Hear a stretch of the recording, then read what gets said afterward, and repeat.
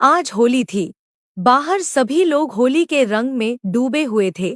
कोई किसी को रंग लगा रहा था तो कोई गुलाल, कोई किसी पर रंगों भरी पिचकारी मार रहा था तो कोई कीचड़ में लिपटा हुआ कुछ अलग ही नजर आ रहा था। लेकिन सभी की जबान पर एक ही बात थी, होली है भाई, होली है, बुरा न मानो होली है। लेकिन बाहर के इतने शानदार रंगों से अनजान राहुल अपने कमरे में बैठा मोबाइल में गेम खेल रहा था। तभी उसकी आंखों पर किसी ने पीछे से अपना हाथ रखा। राहुल बोला, कौन? अरे पहचानिए पहचानिए, कोमल भाभी ने पीछे से कहा।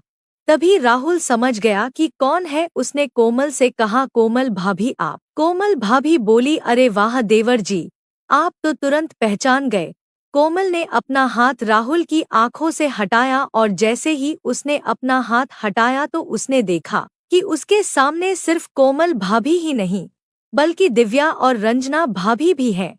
दिव्या और रंजना भाभी के हाथों में ढेर सारा रंग था। राहुल कुछ समझ पाता उसके पहले ही उन लोगों ने उसके चेहरे पर रंग लगाना शुरू कर दिया। तीनों भाभियां एक साथ बोली, होली है होली, आज तो हम आपको ऐसे रंगेंगे कि रंग छुड़ाने में आपको कम से कम 10 दिन लगेंगे।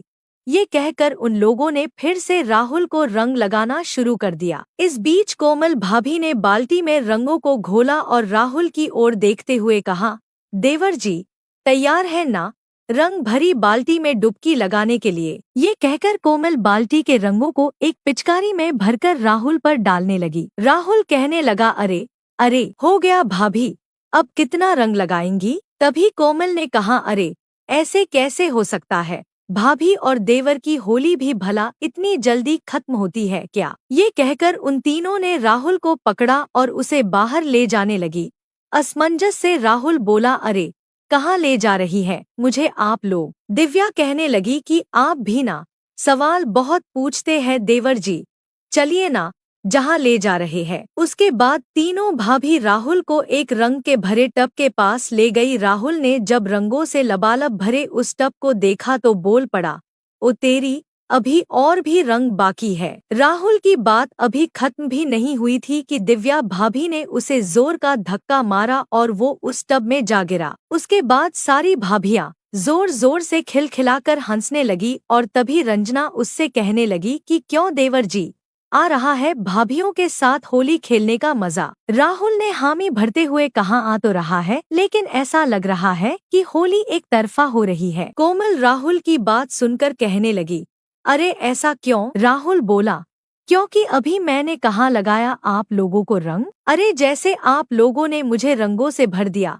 मुझे भी तो आपको रंगों से भरना है। ये कहकर वो टब से बाहर निकला और तीनों भाभियों को टब में धकेलने लगा।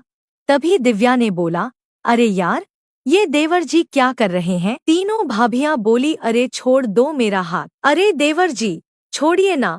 राहुल बोला, अच्छा जब आपकी बारी आई तो कह रही है छोड़िए छोड़िए। अरे कैसे छोड़ दे आपको? उसके बाद राहुल सभी को उस टब में डाल देता है और खुद भी टब में प्रवेश कर जाता है। राहुल बोला, हाँ भाभी, अब ना होगी देवर और रंगीली भाभियों की जबरदस्त होली। टब में चारों के चारों होली की खुमारी में डूबे हुए थे।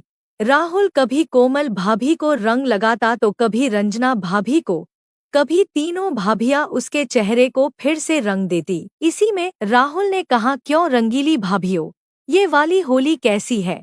तीनों भाभियां बोली, एकदम मस्त है। होली का मतलब ही यही है कि सब सही गलत को भुलाकर गले मिला जाए और मस्ती के रंगों में डूबा जाए। यह कहकर तीनों भाभियों ने राहुल को गले से लगा लिया। राहुल ने कभी सपने में भी नहीं सोचा था कि इस मोहल्ले में आने के बाद उसकी पहली होली इतनी शानदार और यादगार होगी।